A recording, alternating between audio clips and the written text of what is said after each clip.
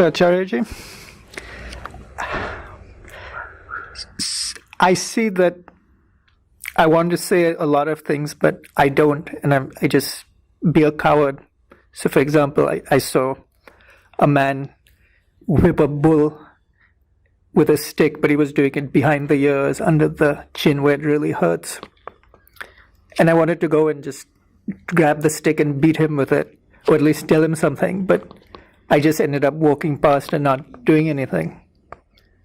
Similarly, over here in the restaurants, today when I was going in my hotel, there was this man with this plate of eggs, and then this is supposed to be a city where everyone is supposedly very pious and holy, and I wanted to smash the eggs on his face, but I just walked up the stairs past him. I didn't even say anything, but I was trembling inside.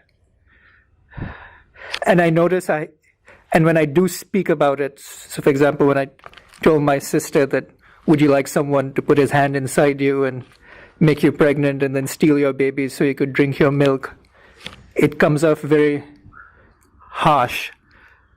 And I mostly take the way of not rocking the boat, because it would take I wouldn't be able to walk 10 meters without saying anything. Why am I such a coward? And two, how do I get to that stage where I can give the sage counsel in a way that you do, which is very gentle?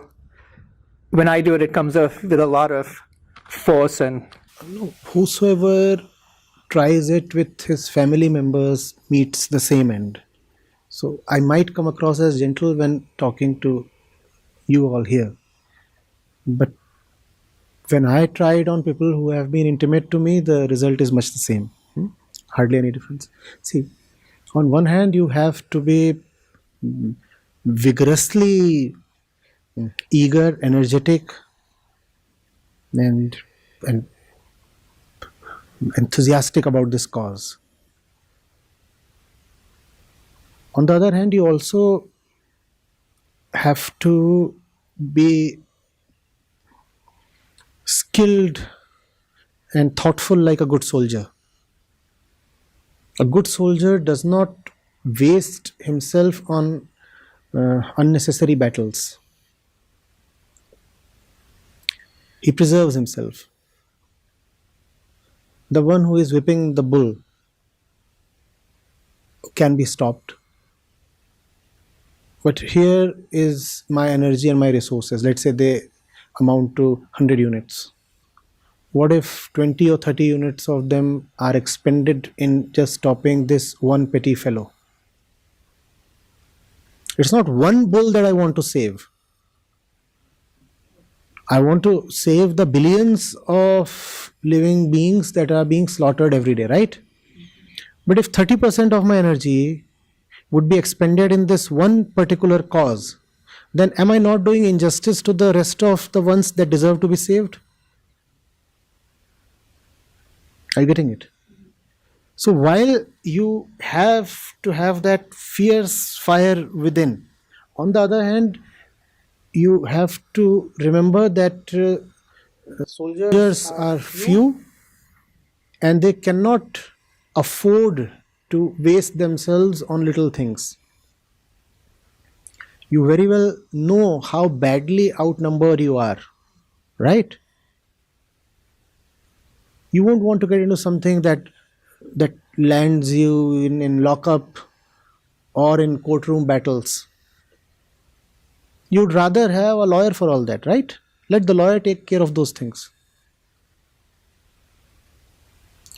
The spiritual soldier, the religious warrior, has to be extremely intelligent. You could go to the extent of saying that he has to be cunning in the service of truth. I'm choosing this word with all deliberation.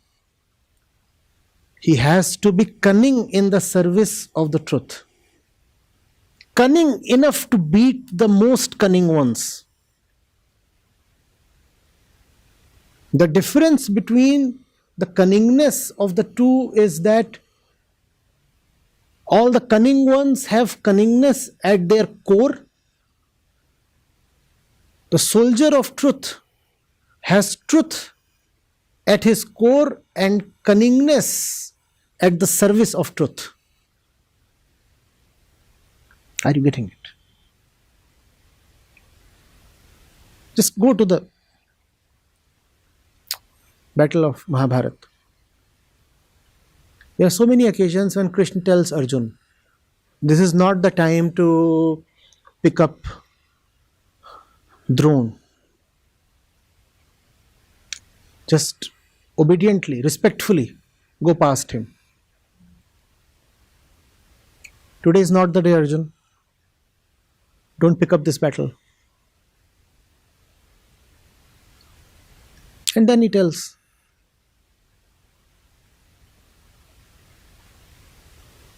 Drone won't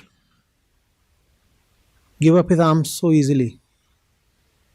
Has to be Ashwatthama Hato.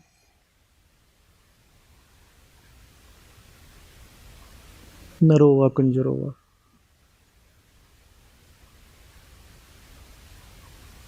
Getting it? First of all, you have to have Krishna at your center. And if you have Krishna at your center, use Maya very liberally.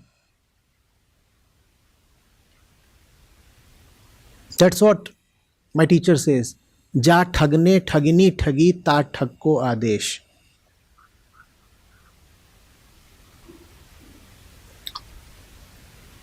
She cheats all.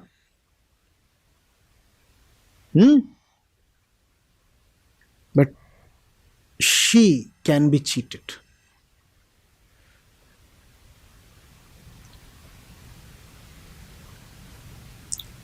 No need to remain a simpleton. The image that we carry of the prophets, the saints, the sages, the rishis is very misleading. The way they have been presented to us is very conducive to our falsenesses and darknesses. We have been told that they were fellows who really did not have much to do with what was going on in the society. Almost like handicapped grandfathers at home who can do little except dispense sage counsel. Right? That's what all the oldies do at home. Octogenarians and nanogenarians. The fellow is 94. What else can he do? He sits all day and talks. To the extent possible. That's how we have painted our sages.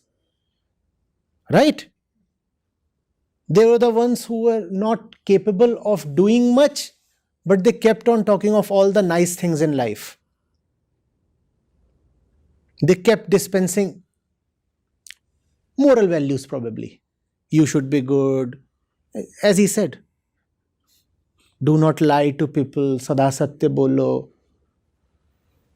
Now this kind of model of spirituality, I say, is conducive to nothing but falseness, evil, irreligiosity. The man of truth has to be extremely sharp here, and this sharpness has to be devoted to this. This has to be used as a resource. Everything that you have has to be used as a resource. You know business management? Yes, I'll use that in the service of the truth. You know a language? Yes, I'll use that. Whatsoever you have, including your cunning. Yes, I have a sharp intellect.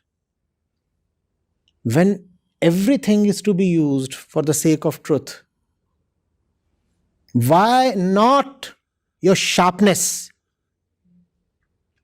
Why not? Tell me. You have to beat them at their game.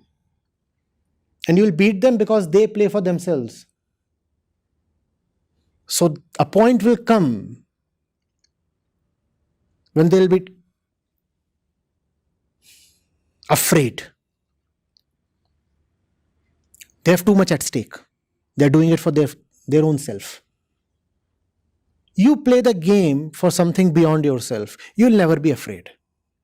In spite of drastically fewer resources, you will still beat them. Because you'll not be afraid.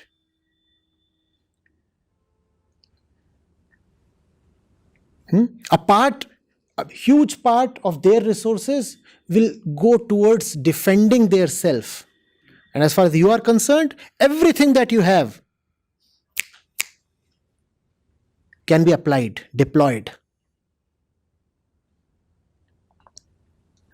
So think, intellect, reason are very, very important resources. They have to be used. You have to see how things can be done. This is no way. And people like you might just be 40 in number in this entire city. And if out of those 40, 12 start picking street fights with bull owners, then who will fight for spirituality? Maya will have a hearty laugh. 12 out of 40 are gone fighting a minor battle.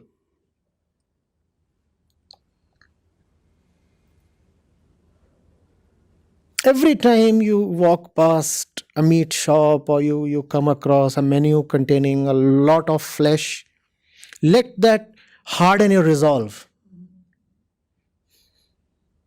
No point throwing that menu on the waiter's face. The waiter is a puny fellow. He didn't even write the menu. He has nothing to do with, not even the manager. What can the manager do? Not even the owner. There are bigger forces at work. And you know what are those bigger forces? I'm not talking of a person. Those bigger forces are all of us.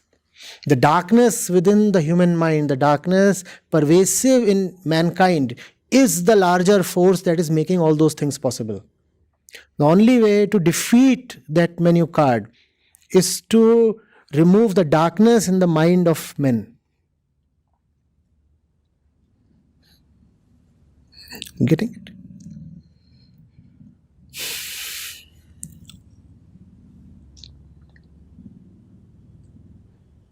It will hurt. You will see all these things happening. It will hurt.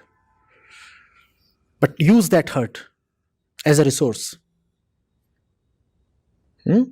Don't pretend that you aren't heard. Acknowledge the hurt and be even more charged up using the hurt. Yes, I'm hurt and I'll take it out, every bit of it, on you in an intelligent way.